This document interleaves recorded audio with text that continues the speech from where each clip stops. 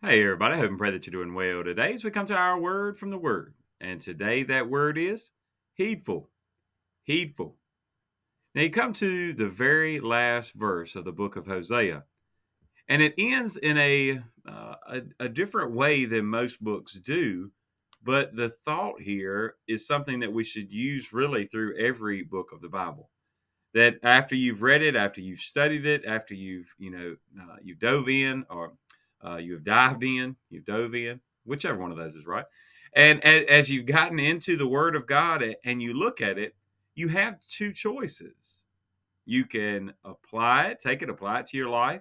So if you say, okay, well, hey, this is really teaching me that I need to pray in a more earnest way. I need to be more concise, even about the way that maybe my prayer life is, maybe even the way that my relationship with the Lord is, making sure I'm not, two timing God, as we've said, as Hosea here is told to, marry a harlot. And it gives that picture of Israel and the way that they had played the harlot with God. Now, all of that, we go back and we look at that and we think, man, maybe we need to be more faithful. We need to be more careful about the way that we worship. Make sure that we're not bringing in more sin. All these things that we've talked about, and you could do that with every book of the Bible, right? You go through and you say, okay, I can take that and I can apply it to my life. I can heed the advice that is given, or you can reject it. You can reject it and say it does not apply to me, and you can continue to go on your own path and the way that you want to go. But you'll find out that one way is smooth and one way you will stumble. Let's look at Hosea chapter 14, verse 9. Who is wise? Let him understand these things. Who is prudent? Let him know them. For the ways of the Lord are right. The righteous walk in them, but transgressors stumble in them. Now you think about that, just that simple. The righteous will walk in the word of the Lord. The transgressors, the sinners, those who reject it, they will trip and stumble and really stumble over the word of God. Stumble because of the word of God. Right? To some, the word was an example of how to live, and for others, it really becomes a stumbling block for them. Right? It can be a stepping stone of faith, but a stumbling block for many. And why is it a stumbling block? Because it calls out their sin. Right? You think about, if you're a believer joining with us today, then you know that the word first convicted you about your sin before it showed you who you needed to be. Right? Or if it gave you any kind of image of what God was expecting of you, all it showed you first, and all God shows us first, is that we'll never measure up to it on our own. Never be able to do it. But once we come and we place all our faith and trust in Him, knowing that He has done all the work, it's all because of Him, then we can come in and accept His word and then apply it to our lives. Now, having said all of that, right, he ends with this verse to say, hey, you look back, you take this word, I want you to dive into it. I want you to be wise and prudent about how you apply it to your life. Now, if you notice that picture that I put up at the beginning of the video, you may have thought, well, what does that have to do with being heedful? To race car drivers. Well, if you notice, right, you have that one guy that is driving, and you have another guy that's looking at a map, looking at some notes.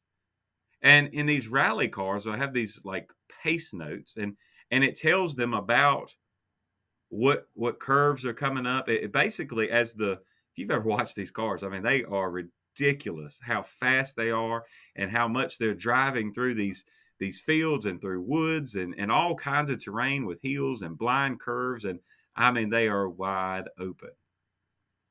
Well, even though they know the course, you get so many turns and so many different things that can happen, and you have to have somebody there reading the notes, somebody going step by step, saying, "Hey, here's what's coming up next. Here's what's coming up next." And hey, I just heard on the radio, in this turn, you got to watch it because there's some trouble.